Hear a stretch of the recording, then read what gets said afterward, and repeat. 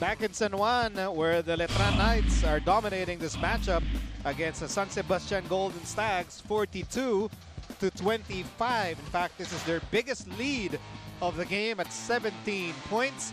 And they've done this with ball movement, stingy defense, and red-hot shooting from Rainbow Country. Miko Halili with the absolute expert in, in red-hot shooting.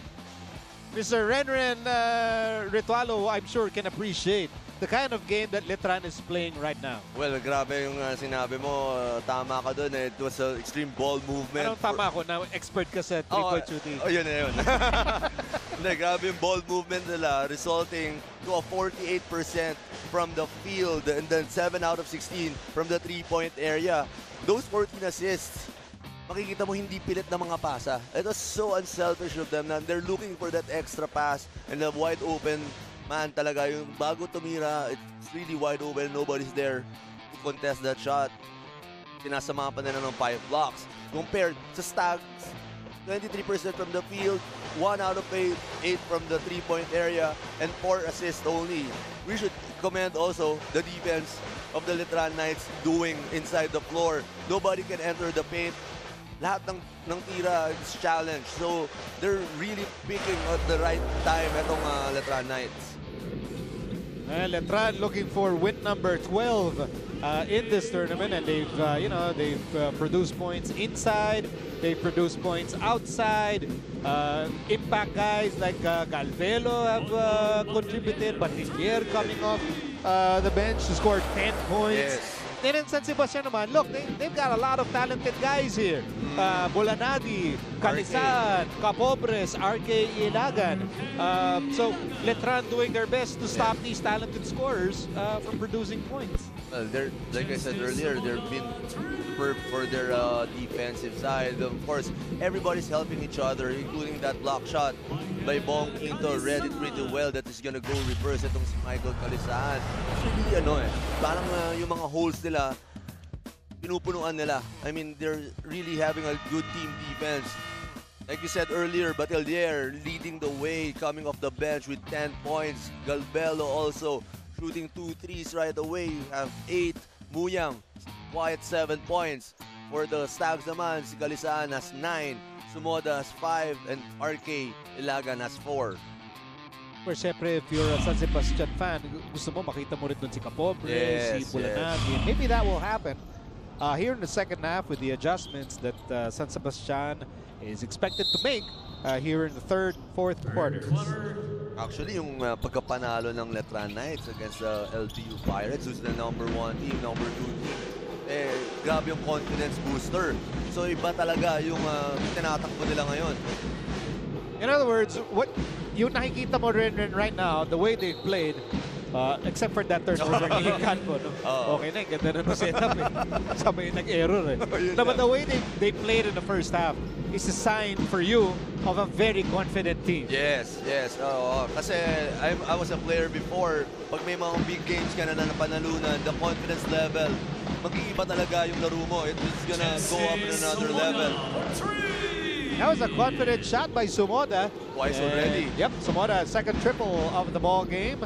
That's a good start for the Golden Stags. They're trying to catch up here in the second half. Bong Quinto against Capobres to Moyang. Moyang, one-hander is good. Wow, the ball movement, the man movement, the body movement of the players of Letran Knights is superb. Si Moyang was there at the top of the key, then he curled going to the corner for that wide open shot. And that will be a traveling violation against Capobres, who no doubt was bothered by the presence of Ambohot. Ang simple lang ang ginagawa ng Letran Knights. They're just making those extra passes and their continuous movement. Yun lang yung ginagawa talaga nila.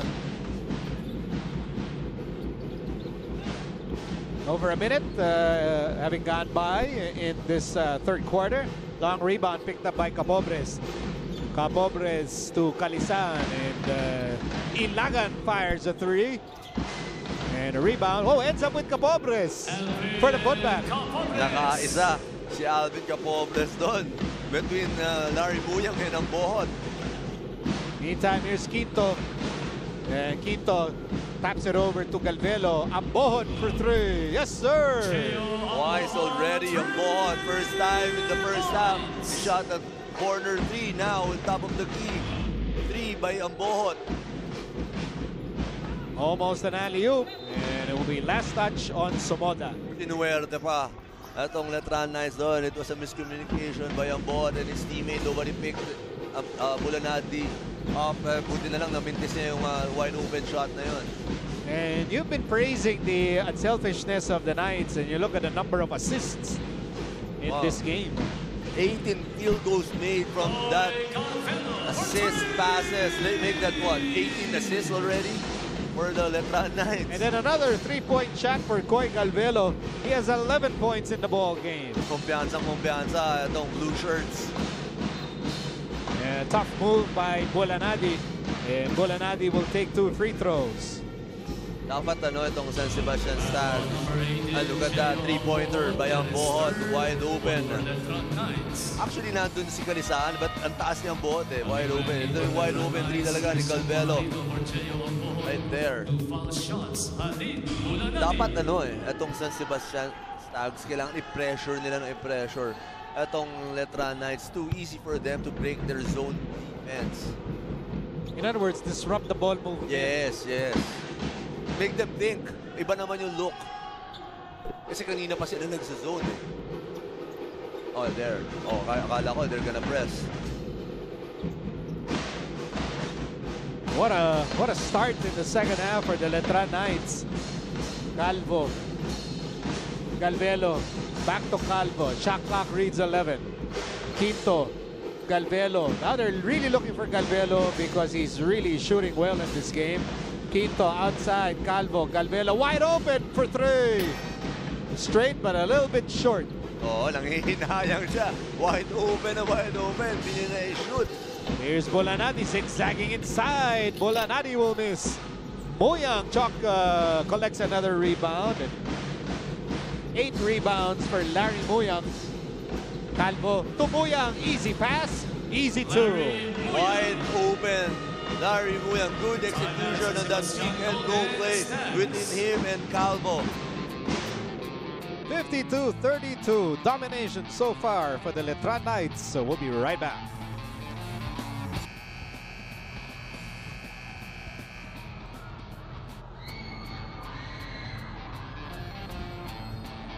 Well, back in San Juan for more NCAA action on SNA.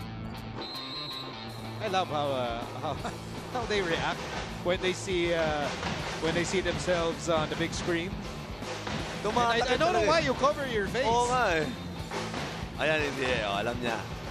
Deadma, yan ang deadma. Kunyari hindi niya nakita. Ang tawag dyan parang sa Instagram, tingin malayo. Look away shot. Tingin malayo. Yan lang yun. All right, back to the game. And, your Enren, this is, what a big third quarter so far for the Letran Knights as Kalisaan will miss, but he was fouled. It was a carryover from the first half. Sobrang uminit na talaga. Itong Letran Knights, they keep on sharing that basketball. And they're making those wide open shots.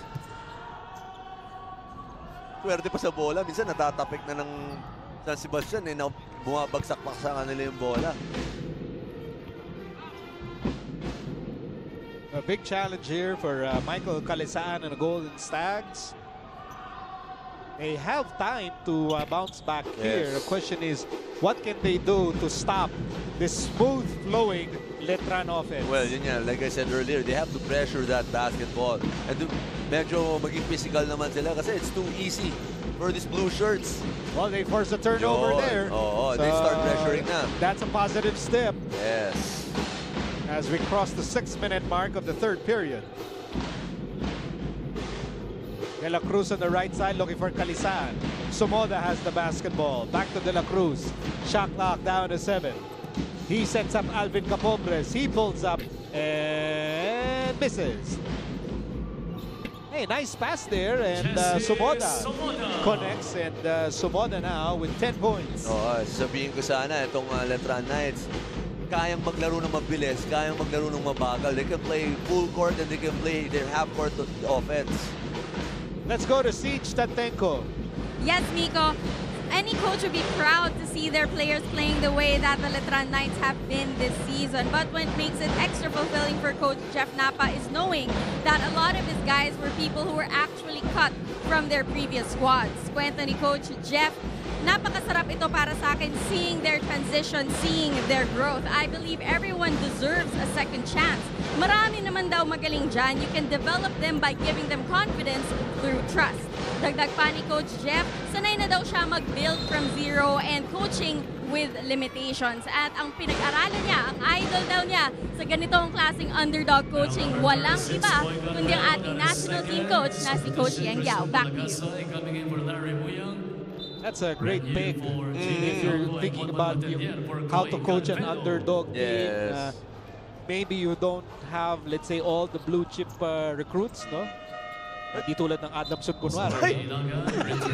Hindi, kasi, well, etong pag player ka, you have your strengths and weaknesses. It's up to the coach kung saan ka ilalagay.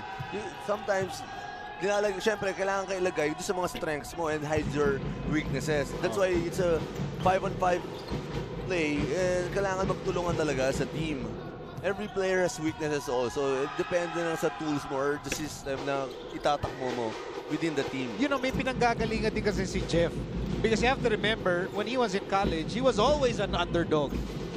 He played against me. Under Bulldog nga. Under Bulldog. Kalaban ko yan, kabatch ko ata ito diba, you had your shootouts back in college, diba? Pero malakas sila nun, Danny Ay, Lordy Tugade. Bulldogs. Mas bata naman si Jeff. Ay, hindi niya naman. Mas bata sa akin to. Kasi nakalaban ko pa sila. Marami mas bata sa'yo. As Alvin Capopres will score. We'll have to double check, but I'm not sure if Jeff is old enough to have played alongside Danny Ay and Lordy Tugade. Kasi nakalaban ko pa yung mga yun eh. Exactly. Oo. So exactly. mas bata pala sa Mas bata yan, mas bata yan. Wala. Mas Taladua will miss Batilier for 3. Yes, sir! Feeling ko pa naman ang bata ko ngayon. Batilier leading the way for Coach Jeff Napa off the bench. Another three-pointer. Wide open na naman. I mean, you have to pressure that basketball or deny the ball to the shooters of Letran Knights. 3.5 remaining in the third quarter. And a nice shot there by RK Ilagan. 22 starter points for the San Sebastian Stags after that three-pointer by RK Ilagan. 35 naman para sa Letran.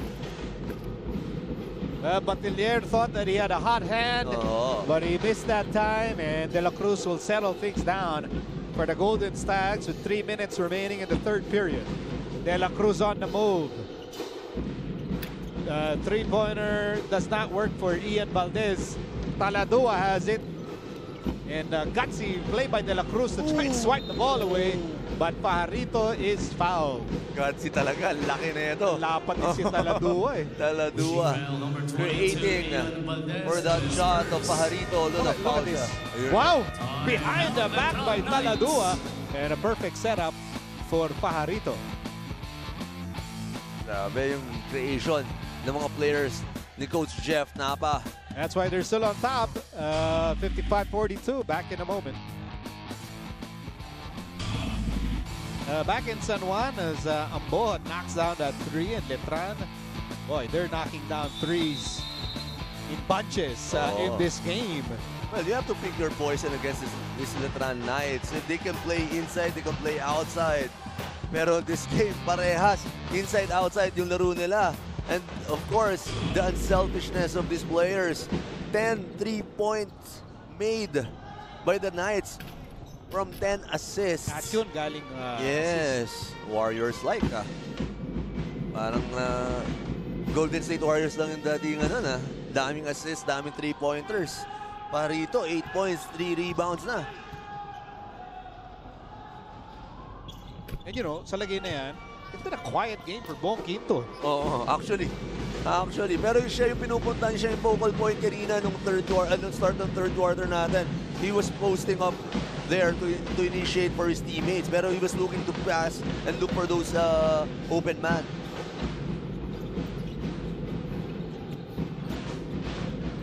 Kalisan from the corner. Kyle Looper.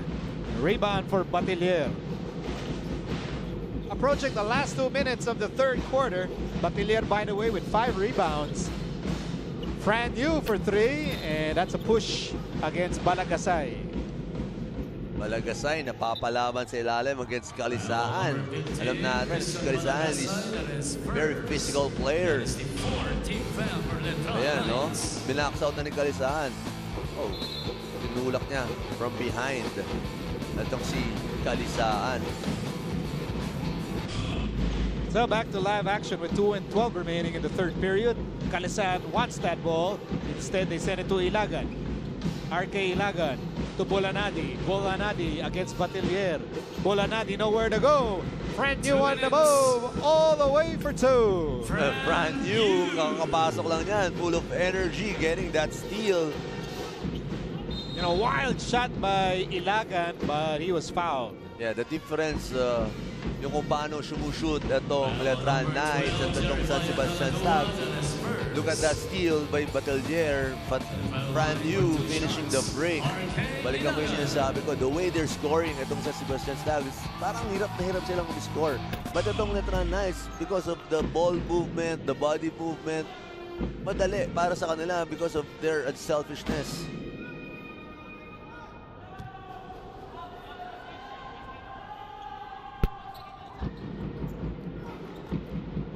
8 points for RK Ilagan.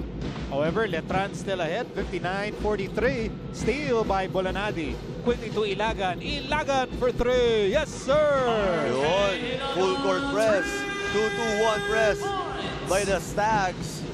Resulting to a 3-pointer by RK. Handoff, Yu to Taladua.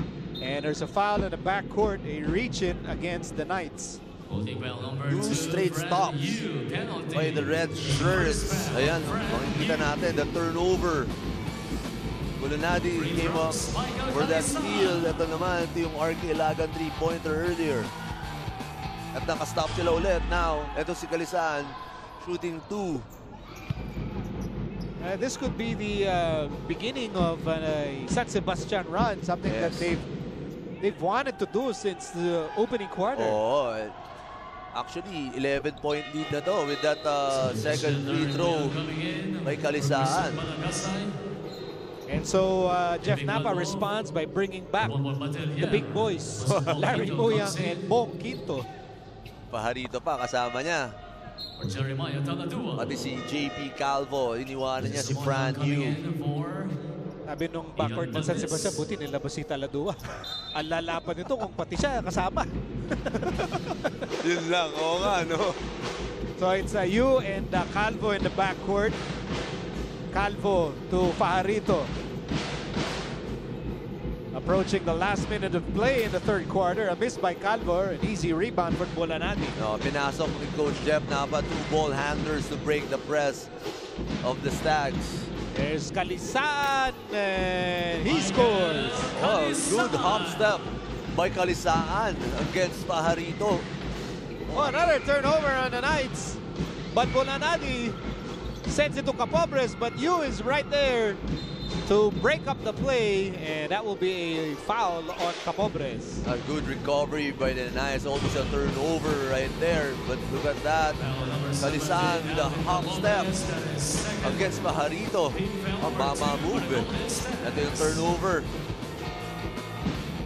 by JP Calvo. Buti na lang na-recover ni Fran Yu with that steal from Capobres.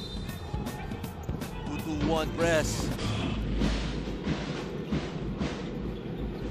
So let's see how the Knights respond after this 8-0 run by San Sebastian.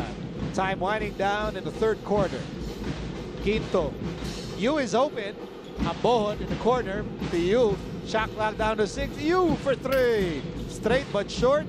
And good job by Bolanadi getting the rebound. Another stop by the Stags. Let's see if they can convert on this possession. Well, they can write the last sentence of the third chapter. Oh. Down by 9 points. Ilagan behind the back. Ilagan, tough shot. Ilagan will score. Hirap na tira, but they'll take it anytime. RK Ilagan with a bank shot. They got the lead to 7. After trailing by as many as 20 points, the San Sebastian Golden Stags use a 10-0 run to get back in this game. And now they're down by just 7 points as we end the third quarter. Letran looking for win number 12. San Sebastian looking for win number 5 and a possible big upset. Well, they're on the right track, cutting down a double-digit deficit to just 7 points. And RK Ilagan capping that run with a tough shot off the glass. So at the end of 3, it is Letran 59, San Sebastian 52.